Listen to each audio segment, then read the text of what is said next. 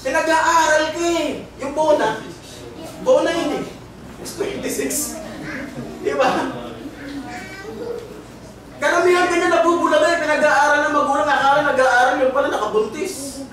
Di ba maraming ganyan? Yung ina-expect ng magulang mataas, yung expectation nag-fail. Kaya pala S26 na bona, meron na may papalidehin na pala. Walang kamalay-malay itong mga magulang, meron na pala. May apo na sila. No? Ito po ang sabi, at kasakiman, gusto mo lahat sa'yo. Naiyay, pasinin niyo po naiyay, pagsamba sa mga Diyos-Diyosan. Ngayon nyo lang nalaman. Pagsamba po yan sa Diyos-Diyosan. Tingnan niyo po sa NIV. Sabi po sa NIV, put to death therefore whatever belongs to your earthly nature, sexual immorality, impurity, lust, evil desires, and greed, which is idolatry. O wala kang Diyos-Diyosan, wala kang ribulto. Kapatid, kung nasa iyo naman to. Ano po sabi? This is idolatry. Yung masamang nasa, gusto ko. Makapag-abroad ako, yumaman ako. Bakit? Kasi yung dating umaapi sa akin ng kapatid ko, lagi akong inaano, ngayon naman ako yung magkaangas sa kanya. O kaya mo pala hinahanap na maging ganyan, gusto mo ng sweet revenge. O masamang nasa yun. Ano sabi? Naiyay pagsamba sa Diyos-Diyosan. Yung lust of the flesh. Kaya marami nagkaka-loko-lokong tahanan dahil dyan. Kaya po si Emerta Paping, ginawa niyang kanta yan dahil ang dami na nawasak na tahanan. Kapag mag-aasawa ka na, settle ka na. Gusto mo maglagay ka ng tapakuho. Para doon ka lang sa misis mo tumingin.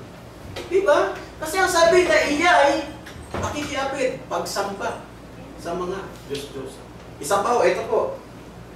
In 1 Samuel chapter 15 verse 23, ito po yung kauna-unahang hari ng Israel, si Haring Saul. Nung hindi pa ho nagiging divided kingdom.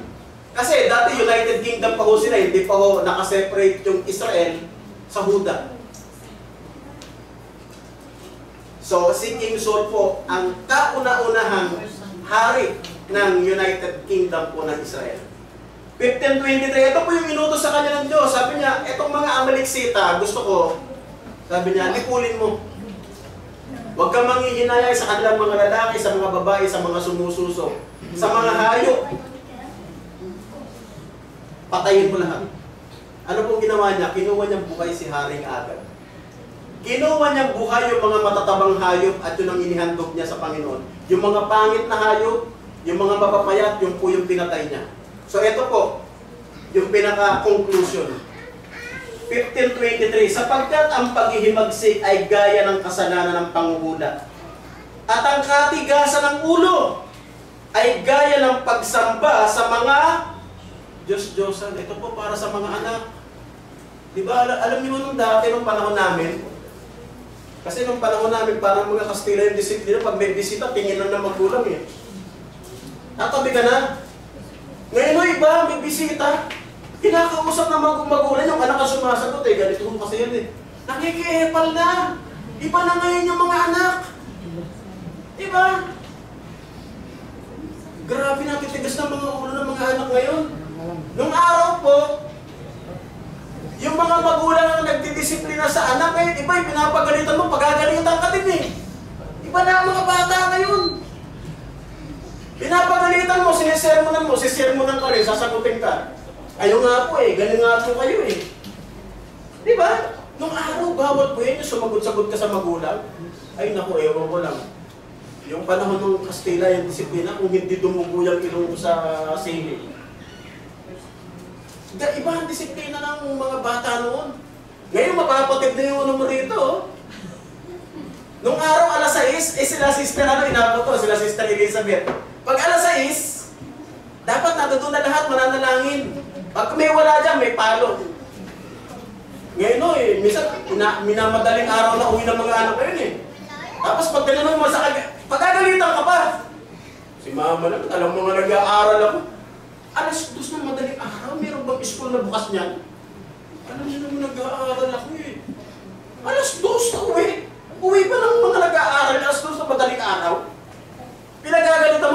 pinagalitan ka rin. O kaya ano sabi? Yung katigasan ng ulo. Ano sabi? Gaya ng pagsamba sa Diyos-Diyos. Ayan, naliwanag niya. Titingnan natin sa English. Ito po nakasulat sa Contemporary English Version. Rebelling against God or disobeying Him because you are proud is just as bad as worshiping idols. O, liwanag. Yung katigasan ng ulo. Yung ayaw mo sumunod sa Diyos kasi ang utos ng Diyos kay Saul, kay King Saul. Lipunin mong lahat yan, patayin mo. Hindi ginawa. Gaya rin yung po niyan. Tingnan niyo po yan. Yung salita po bang wag utos o hindi? Wag. Halimbawa sa ano? Articles, order, ng city na to, bawal magtapon. Fine, may multa pag nagtapon ka. Bawal o hindi? Di ba bawal yung salitang wag? Sa inyong palagay, bawal yan o hindi? Bawal. Ang sabi po, wag natin pababayaan ang ating pagkakatipon. Ito po yung nakakalungkot na survey. Ilan po yung mga nababautismo sa isang lugar? Sa Pasay po, more than 100. Pero minsan, alagi may bakanting upuan. Bakit po? Kasi sa batas po niyan, marami po dyan sumasala. Ang katigasan ng ulo. Pero lahat, pagtatanong nyo, gusto kong makarating ng langit? Lahat magsasabi, gusto kong makarating ng langit. E ang tanong, ano ba major activity sa langit? Sasambahin nila ng Diyos, araw at gabi. Eh dito, 2 oras pa lang eh. Oh, ayaw mo na. Tapos, kung hindi ka late, darating ka, bread breaking na. O kaya, pagka maganda-ganda pa, darating ka, closing prayer na.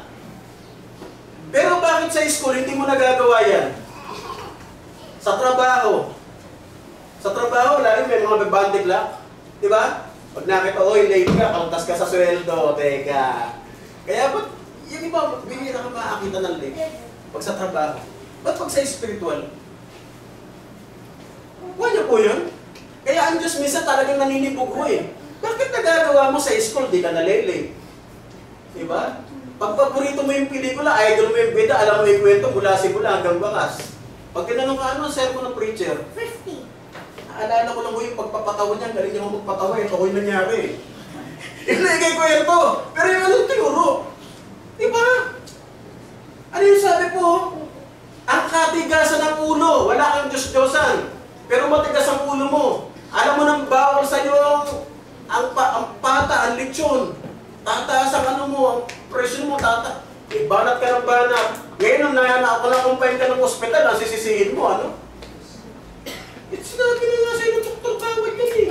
Ngayon, tumaas tuloy yung ano mo, na-ospital ka. Diba? Katigasan ang ulo yun, diba? Kaya kayo? Alam mo naman bawal sa'yo yung anak. Minsan lang naman ito. Dumalaw si ano eh, lalasing ka. Tumaas ang ano mo, tumaas yung acid mo, hindi ka nakahinga. Naku. Tapos ang sisisihin mo yun, kasi dumalaw ka. Parang may kasalanan pa yung Hindi naman sinabi sa'yo nung dumalaw, uminom kayo eh. Diba?